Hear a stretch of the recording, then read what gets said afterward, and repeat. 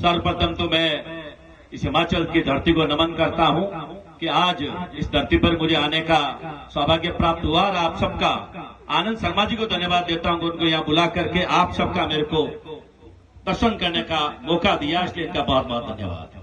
साथियों, आप काफी टाइम से बैठे हो और भाषण सुन रहे हो, और हम जब नेता को मंच मिल जाता है तो फिर माइक छोड़ने का मन कम करता है, पर मैं आपको बहुत ही कम शब्दों में मेरी बात आप तक पहुंचाना चाहता हूं। साथियों, चुनाव हर बार आता है, हर 5 साल में आता है, और भारत के लोकतंत्र की एक अच्छी बात है, हर 5 साल में आपका मन हो, हम आएंगे आपके पास वोट मांगने, हम कुछ वादे करेंगे, उन वादों पे खरे उतरे न उतरे, उसके बाद आपके पास में वापस वोट देने का अधिकार होता है। हम आज से 5 साल पहले और आए थे, उससे भी 5 साल पहले हम और आए थे। 2014 में पहली बार भारत में वर्तमान प्रधानमंत्री जी भारतीय जनता पार्टी के हैं। भारतीय जनता पार्टी के प्रधानमंत्री जी ने आपसे जो वादे किए थे, उन वादों से लेके आज तक मैं आपका थोड़ा सा ध्यान आपको 2014 की तरफ ले जाना चाहता हूं। साथियों, लोकसभा का चुनाव है, हर बार आप वोट देते हैं और हर बार एमपी बनाते हैं, और कभी कांग्रेस की सरकार बनती है, कभी भाजपा की सरकार बनती है। ये वोट करण सिंह मुचियाड़ा आपसे राजस्थान से भारत के लोकतंत्र को बचाने के लिए मांगने आए हैं। राज का फर्क नहीं पड़ता, ये करण सिंह मुचियाड़ा जोधपुर से एमपी बने ना बने, कोई फर्क नहीं पड़ता। हजारों एमपी बने हैं, हजारों एमपी बन जाएंगे, आएंगे चले जाएंगे, पर अब की बार उल्टा वोट दिया तो भारत का लोकतंत्र सुरक्षित नहीं है। हो सका ऐसा भी हो सकता है कि 2029 में आप वोट ही नहीं दे पाओ। अरे भाई, आप वोट किसके आधार पर देते हो? 2014 में जब मोदी जी आए थे, उन्होंने आपसे क्या कहा था? मैं झूठ बोलूं तो कोई भी व्यक्ति और भारतीय जनता पार्टी का व्यक्ति भी सुने तो मेरे को टोक सकता है। उन्होंने कहा था, भाइयों बहनों, एक महीने का मौका दे दो, जितना काला धन हिंदुस्तान से बाहर गया है सारा वापस ले आऊंगा। मैं आपने पूछना चाहता हूं, बताओ कितना काला धन वापस आया? अरे बोलो तो सही, आया तो बता दो सब। करण सिंह जी, सारा आ गया? 1 रुपया नहीं आया। क्या 1 रुपया? उन्होंने कहा था सारा भ्रष्टाचार देश से खत्म कर दूंगा। हो गया देश का भ्रष्टाचार खत्म? अरे बोलो तो सही, तभी तो ये झूठे जीत के चले जाते कि आप बोलते नहीं हो। आपके यहाँ भ्रष्टाचार खत्म हो गया? चाहे पुलिस में जाओ, चाहे कलेक्टर के पास जाओ, तहसील के पास जाओ, कोई पैसा नहीं लेता क्या उनका? उन्होंने कहा था 100 स्मार्ट सिटी बनाऊंगा, बन गई 100 स्मार्ट सिटी। एक चौराहा पूरा हिंदुस्तान में स्मार्ट नहीं बना। उन्होंने कहा था प्रति वर्ष 2 करोड़ युवाओं को नौकरी दूंगा, दे दी नौकरियां 2 करोड़ पूरे 10 साल में।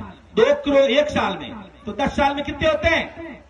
20 करोड़ नौकरियां। और इन्होंने मात्र 10 साल में 38 लाख नौकरियां दी और लाखों नौकरियां समाप्त कर दी। और 2019 में आए, बोले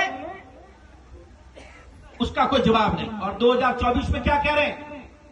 बहनों भाइयों, 2047 का देश बनाएंगे।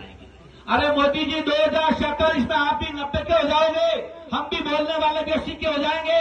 न आप बोलने की स्थिति में होंगे, न हमें सुनने की स्थिति में होंगे, फिर आप किसको हिसाब दोगे? हिसाब तो 10 साल का दो मोदी जी, 10 साल का। इन 10 साल में मोदी जी ने किया है, पूछो तो सही। और आप इतने भोले हो कि देश का लोकतंत्र हाथ से खिसकता जा रहा है।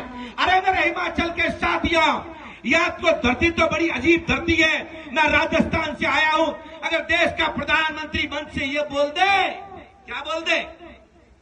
बहनों भाइयों, अगर कांग्रेस पार्टी आ गई तो भगवान श्री राम के मंदिर पर बुलडोजर चला देगी। हे प्रभु श्री राम, मेरे प्रधानमंत्री को सद्बुद्धि दे। ये कैसी बातें कर रहे हैं मंच पे आकर के। और मेरी जनता जनार्दन, अगर आप भगवान श्री राम के नाम पर झूठी गोटियां सेकने वालों को सबक नहीं सिखाओगे तो प्रभु श्री राम आपको भी माफ नहीं करने वाला है। मैं बताना चाहता हूं, क्या कर सकता है? हिंदुस्तान में नहीं, पूरे विश्व में, पूरी सृष्टि में, चारों सृष्टि में, सिर्फ हिंदुस्तान में नहीं, पूरे आकाश पाताल में। मैं आपसे पूछना चाहता हूं, मंच में मेरे नेता बैठे, इनसे पूछना चाहता हूं, क्या कोई व्यक्ति ऐसा बना है जो मेरे प्रभु श्री राम के मंदिर के सामने आंख उठा के देख ले? तो प्रधानमंत्री जी कैसे कह रहे हैं? प्रधानमंत्री जी आपको जनता को नहीं बदलना चाहिए।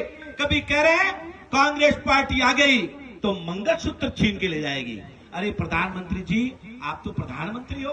डकनी में हमारे वहां कहते हैं पानी लेके डूब के मरो। आप प्रधानमंत्री और किसकी हिम्मत है कि मेरी बहन बेटी का मंगलसूत्र छीन सकता है? और अगर देश नहीं संभाल सकते हो तो कांग्रेस को दे दो, देश संभालेगी। कोई माई का लाल पैदा नहीं हुआ है कि मेरे बहन बेटे का मंगलसूत्र छीन सके। मात्र वोट बांटने के लिए, हिंदू मुस्लिम को लड़ाने के लिए ऐसी बातें हो रही है। मैं तो आपसे निवेदन करता हूं, हमारा घोषणा पत्र आपको दिया गया है। इनका कोई घोषणा पत्र नहीं है। इनका एक घोषणा पत्र है हिंदू मुसलमान को कैसे लड़ाऊं।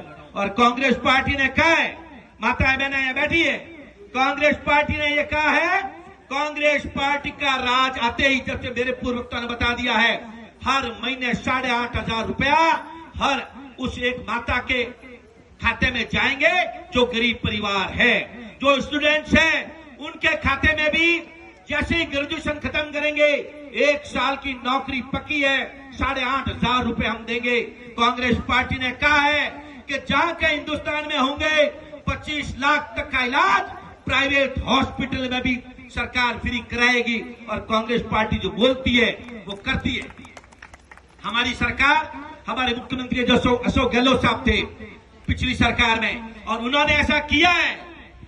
पूरे राजस्थान के अंदर कोई आदमी बीमार होता था और जहां प्राइवेट हॉस्पिटल है, जहां करोड़पतियों का इलाज होता है, वहां गरीब का बेटा भी 5 साल तक 25 लाख रुपए तक का इलाज फ्री करा रहा था, फ्री।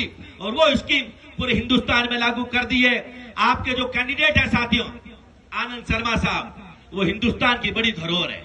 हमारे राजस्थान से भी वो राज्यसभा में गए हैं। मैं आपसे अपील करता हूं, मैं हिंदुस्तान के लिए आनंद शर्मा साहब के लिए वोट मांगने आया हूं। अगर आनंद शर्मा साहब जैसे लोग भारत की लोकसभा में होंगे तो भारत का नाम गौरव अमर होगा, भारत का नाम अमर करेंगे। आज के दिन जिस तरीके से देश पटरी से उतरता जा रहा है, उसको पटरी पे लाने के लिए, देश के लोकतंत्र को बचाने के लिए, देश के संविधान को बचाने के लिए आनंद शर्मा साहब को हाथ के निशान पे वोट दे करके हमारे हाथ मजबूत करें। साथ ही साथ ये भी बता दूं मैं आपको, राजस्थान में जो हम 2014 और 2019 में 25 में से एक सीट नहीं थी। इस मंच के माध्यम से हिमाचल वालों आपको बता देना चाहता हूं, मिनिमम 14 सीटें आ रही है। और आपका यह बेटा करण सिंह उच्चरा भी जोधपुर से जीत के आ रहा है लोकसभा के अंदर। और मैं अभी अमेठी था, मेरे साथ में राठौर साहब, ये लोग भी थे, ईश्वरधन सिंह जी। अमेठी में भी 100% कांग्रेस पार्टी जीत रही है।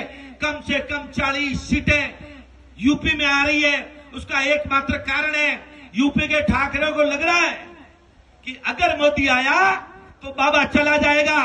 तो ठाकर सब वहां से जा चुके हैं। और यहाँ भी कोई ठाकर अगर बैठे हैं तो आपसे राजस्थान का ठाकुर अपील करने आया है, देश के लोकतंत्र को बचाने के लिए, छत्री की इज्जत बचाने के लिए जिस तरीके से उस रूपवाला ने वो बयान दिया था गुजरात में, उसको सबक सिखाने के लिए आप हाथ के निशान पे वोट देके भारत के लोकतंत्र को बचाने में हमारी मदद करें।